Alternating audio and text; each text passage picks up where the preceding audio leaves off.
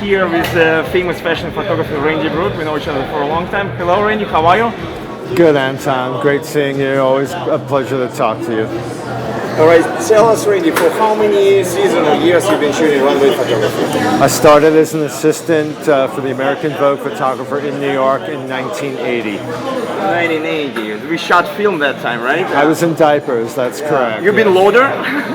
You've been loader, assistant, or just assistant who shoots the second camera? No, I was a second. I was always a shooting assistant. Shooting assistant. Okay, great.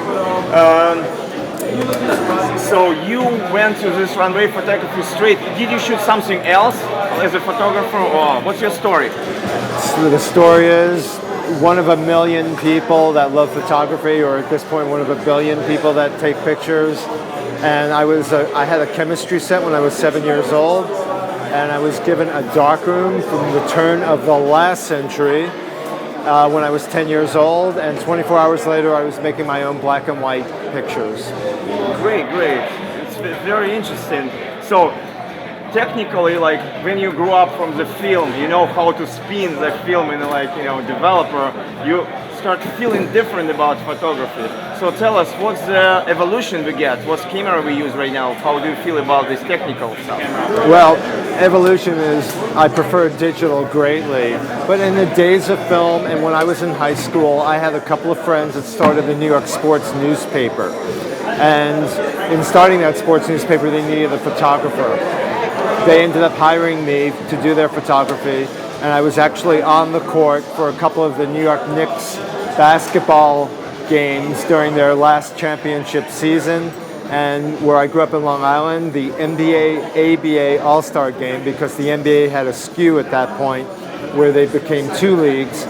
They had an All-Star game in 1973, to date myself, and I was fortunate enough to cover that as well, and I still have those images.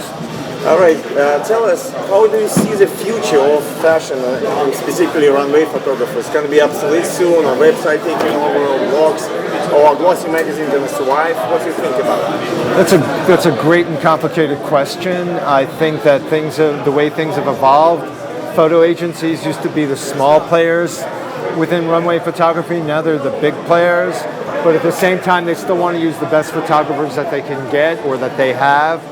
And runway photography used to be more specialized than it is now. Prior to the Project Runway, prior to all the mass media and the supermodels being on the runway, it was a lot more specialized. And with digital these days, you're as good as your technique, your camera, and your ability to take pictures, which can separate you from your normal bloggers and people shooting with iPhones. And nothing against that. There's a good purpose to that as well. All right, if some talented young photographer are going to start the fashion photography, what's your advice could be for this people? Learn your craft and learn the equipment that you like and the equipment that you want to use, and work hard at your craft to know as much about your craft as you can. And automatically it'll cause an interaction that should advance your work.